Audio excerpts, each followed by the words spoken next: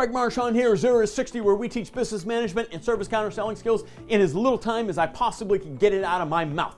Look, the role of technology in modern auto repair, that sounds kind of obvious, doesn't it? But here's what I want to say to you. The technology is everywhere. And so you know you have technology, you know what that role is, but are you prepared for it? Do you have updated computer systems? Do you have updated servers? Do you maintain the kind of Wi-Fi system that you absolutely have to have? That's a big question.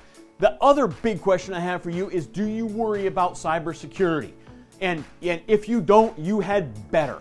Because if your Wi-Fi system is open to the public and open to employees, and you're using it to download new software to automobiles and do calibrations, guess what?